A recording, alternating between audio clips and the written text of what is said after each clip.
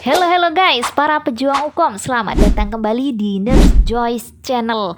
Tentu saja kali ini kita akan membahas kembali soal hukum. Kali ini kita akan membahas soal hukum manajemen keperawatan guys. Dan di sini ada soal hitung-hitungan. So, get ready yourself. Kita coba soal nomor 1, oke? Ini dia soalnya. Di ruang penyakit dalam RSB, pasien keluar hidup dan meninggal ada 9 orang pada tanggal 23 Januari 2025. Jumlah tempat tidur tersedia 100 bed. Berapa jumlah BTO ruangan tersebut? Oke guys, soal pertama ini tentang BTO, bed turnover, soal hitung-hitungan. Nah, di sini memang saya sengaja soal awal-awal itu kita buat hitung-hitungan biar teman-teman itu tidak pusing. Biar bisa membedakan, oh kalau rumusnya BTO kayak gini, kalau AFLOS, kalau BOR dan lain-lain itu kayak gini, maksudnya BTO atau itu gini. Nah, kita fokuskan di awal hitung-hitungan. Dan yang pertama ini tentang BTO, bed turnover. Masih hafal rumusnya? Masih ingat? Sudah ada jawaban teman-teman? Oke, kita bahas bersama ya. Jadi bed turnover itu adalah ini ya, rata-rata jumlah pasien yang menggunakan tempat tidur dalam periode tertentu. Dia fungsinya untuk menilai penggunaan tempat tidur ya guys. Jadi itu ada ketentuannya, idealnya tempat tidur itu dalam 1 tahun dipakai berapa kali gitu. Sudah ada ketentuannya, ini fungsinya untuk meningkatkan mutu rumah sakit gitu ya, peningkatan mutu. Nah, untuk rumusnya itu ada jumlah pasien yang keluar baik hidup ataupun mati dibagi jumlah tempat tidur. Sudah, sesimpel itu. Kan cuma mencari rata-rata penggunaan tempat tidur kan. Jadi rumusnya jumlah pasien yang keluar hidup atau mati dibagi jumlah tempat tidur. Oke, sekarang kita kembali lagi ke soal. Di sana pasien keluar hidup dan meninggal ada 9 orang ya. Berarti pasien yang keluar baik hidup ataupun meninggal itu 9 orang. Kalau kita masukkan ke rumus berarti 9 dibagi jumlah tempat tidur berapa? 100. 9 dibagi 100 berapa guys? 0,09 ya. Berarti jawabannya yang A. Sesimpel itu ya. Jadi rata-rata dalam periode 1 hari ini ya, cuma 1 hari itu 0,09 gitu guys. Oke? Bisa? Mudah ya. Sekarang kita lanjut soal kedua. Pada tanggal 23 Januari 2025 di ruang Melati RSB terdapat 6 orang pasien keluar, baik pulang atau meninggal. Pasien A pulang dengan lama dirawat 5 hari, pasien B pulang paksa dengan lama dirawat 5 hari, pasien C meninggal dengan lama dirawat 8 hari, pasien D pulang dengan lama dirawat 8 hari, pasien E pulang dengan lama dirawat 6 hari. Pasien F pulang dengan lama dirawat 10 hari. Hitunglah ALOS pada kasus di atas. Oke, soal kedua tentang ALOS atau AFLOS ya. Average length of stay. Langsung saja kita bahas bersama ya. Ini dia. Jadi ALOS itu average length of stay, itu adalah rata-rata lama perawatan. Jadi pihak manajemen tentu juga harus mengetahui rata-rata lama perawatan. Fungsinya apa? Ya untuk meningkatkan mutu. Selain itu juga mengevaluasi efisiensi rumah sakit serta mengevaluasi dan menilai sumber daya rumah sakit. Rumusnya itu juga simple, namanya juga rata-rata. Jadi dia rumusnya jumlah lama dirawat dibagi jumlah pasien keluar, baik hidup ataupun mati. Oke, sekarang kita kembali ke soal ini ya guys. Di soal dijelaskan bahwa di RSB terdapat 6 orang pasien keluar, baik pulang ataupun meninggal. Ya, jumlah pasien yang keluar sudah ditemukan. Sekarang tinggal mencari jumlah lama perawatan. Nah, karena di soal belum ditemukan jumlah hari lama perawatan, jadi kita harus mencari dulu guys. Gimana carinya? Di sini kan dijelaskan pasien A pulang dengan lama dirawat 5 hari, pasien B berapa hari, C dan seterusnya. Berarti kita tinggal menambahkan untuk menemukan jumlah hari perawatan. Oke? Pasien A 5 hari berarti 5. Pasien B juga 5. 5 tambah 5 tambah 8 tambah 8 tambah 6 tambah 10. Berapa guys? 42 guys, berarti tinggal kita masukkan ke rumusnya saja sekarang. Jumlah lama perawatan 42 dibagi pasien keluar 6 orang. Jadi 42 bagi 6 sama dengan 7 guys. Jadi jawabannya yang D. Sekarang kita lanjut ke soal berikutnya. Jumlah hari perawatan di suatu ruangan di Rumah Sakit Citra selama periode waktu 4 hari ialah 384 dan terdapat 200 TT. Berapakah bor di ruang tersebut? Soal ketiga masih tentang bor, bed occupancy rate, tentu masih tentang soal hitung-hitungan. Masih ingat rumusnya? Sudah dapat jawabannya? Oke, langsung saja kita bahas bersama ya. Ini dia rumusnya. Oke, untuk pengertian bor sendiri itu persentase pemakaian tempat tidur dalam periode tertentu, guys. Hampir sama kayak BTO, tapi kalau BTO itu rata-rata pemakaian tempat tidur. Dan kalau ini itu persentase pemakaian tempat tidur dalam periode tertentu. Rumusnya dia jumlah hari perawatan dibagi jumlah tempat tidur dikali periode waktu kemudian dikali 100%. Karena ini persentase jadi kita harus mengalihkan dengan 100%. Oke? Sekarang kita coba langsung ke soalnya. Oke? Nah, ini mudah ya, semuanya sudah diketahui, tinggal kita memasukkan. Sudah dijelaskan semua di sana. Periode waktunya 4 hari. Dalam periode waktu 4 hari jumlah perawatannya itu jumlah hari perawatan itu 384 dengan 200 tempat tidur. Gimana tadi rumusnya?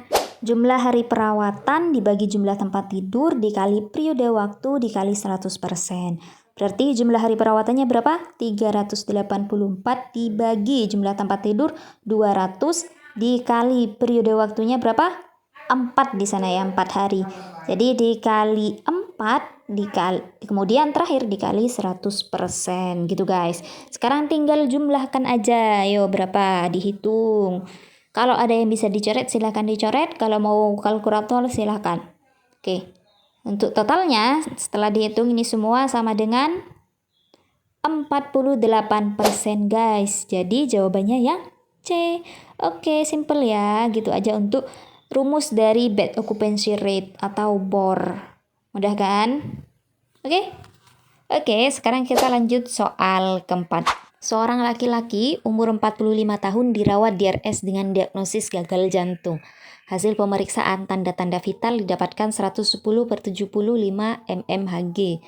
Frekuensi nafas 20 kali per menit, frekuensi nadi 80 kali per menit, suhu 37 derajat Celcius.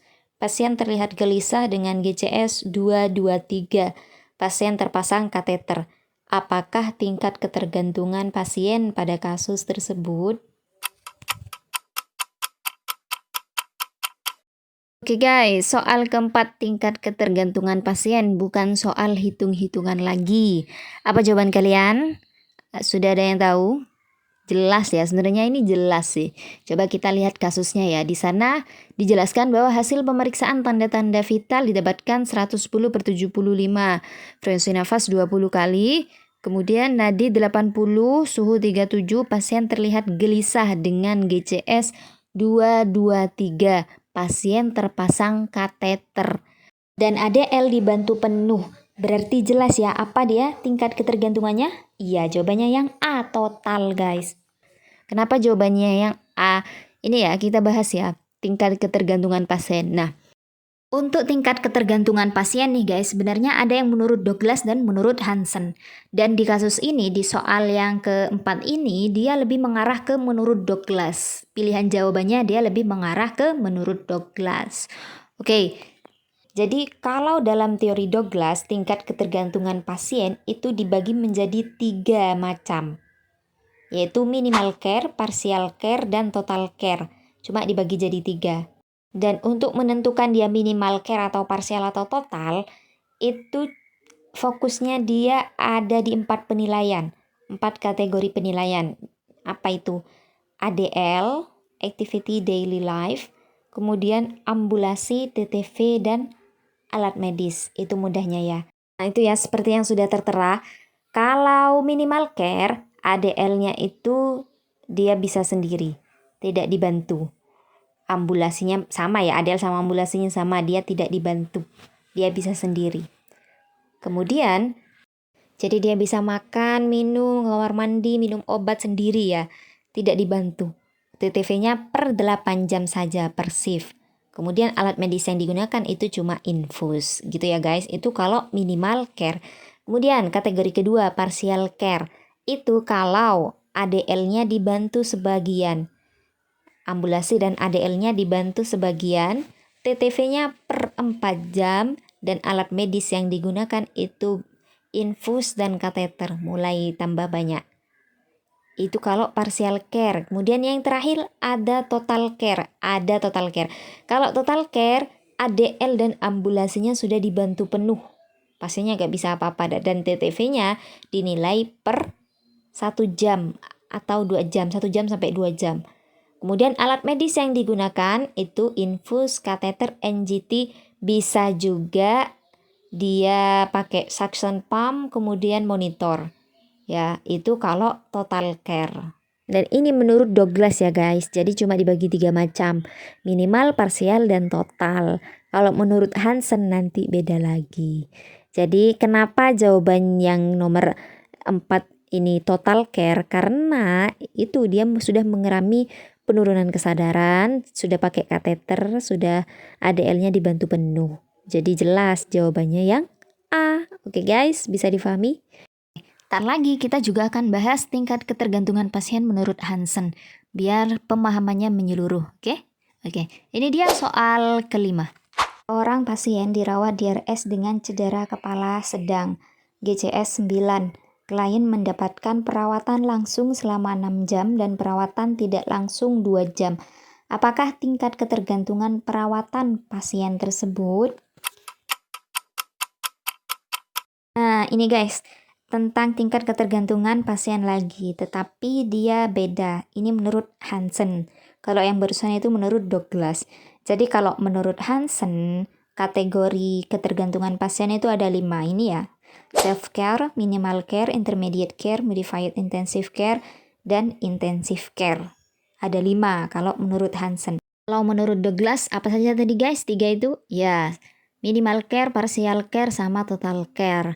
Kalau menurut Hansen ini ada 5. Dan mekanisme penilaiannya pun juga berbeda.